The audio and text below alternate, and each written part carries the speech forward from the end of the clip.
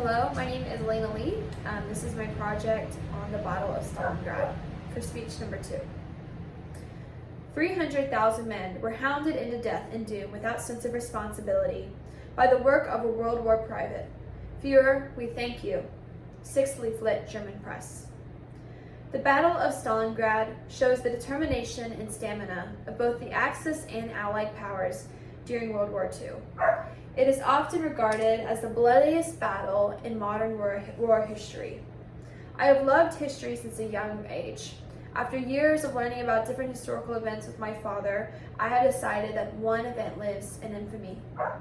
Often regarded as the bloodiest battle in history, Stalingrad is a piece of history worth knowing about. The city was named after the leader of the Russian or Red Army, Joseph Stalin. The city itself held very little strategic value, but it meant a lot to the Red Army. The city produced some armaments for the Soviet Union and served as a center for transport lines within the country. What was more valuable, though, was the propaganda that would be able to arise if Hitler was able to take this Russian stronghold. According to History.com, the initial attack was to send the entire force right into Stalingrad. However, at the last moment, Hitler decided to split his forces off. Stalin, at this point, created the Stalingrad front, which was this entire area here. He issued order number 227, not one step back. This was an order to both the members of the Red Army and the citizens who lived within Stalingrad. They were not to retreat or not to leave. His reasoning: the army would fight harder to protect the city if it knew that the people living there were innocent and citizens of the Soviet Union. At this point, the intensity of the battle only increased. With time on both sides, both sides were determined to retain Stalingrad. For selfish reasons, neither leader wanted to lose this stronghold. Hitler began to turn other parts of his army away from other parts of the country, such as Caucasus, towards Stalingrad itself, in order to help maintain the stronghold. As explained in the movie World War II in Color, A Battle of Stalingrad, German forces formed a spearhead. They were able to attack the suburbs of Stalingrad, pushing the Red Army back towards the 9-mile-wide length along the river. With the help of the Luftwaffe, German forces were able to overtake most of the city. On the other hand, because of this intense German force being pressed towards the city itself, German forces from the flank were being diminished.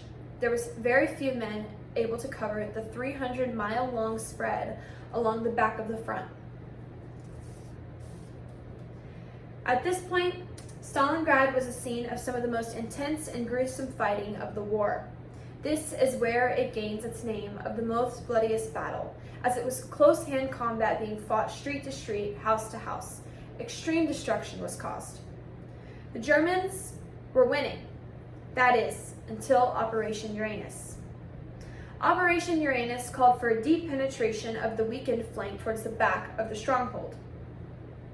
After a gruesome battle, according to the U.S. Holocaust Museum, the German army was completely encircled by the Red Army forces. However, because of Hitler's selfish reasonings, he refused to let his army retreat. As winter sets in months later, the German army was still encircled by the Red Army. General Paulus, who was a commander of this army within Russia, realized that Hitler would lead them to their death. So he directly disobeyed their orders and surrendered himself and 91,000 men. The Battle of Stalingrad is a tragic moment, and it shows clear determination between the Allied and Axis forces to win the war. Selfish reasonings of both Adolf Hitler and Joseph Stalin caused millions of people to suffer for really no good reason at all. As best shown here from this chart, created by the globalist, total Axis casualties amassed 800,000. Of the 91,000 people, German forces who were surrendered by General Paulus, only 6,000 returned home. According to Britannica, 1,100,000 Red Army soldiers were dead, captured, or injured severely.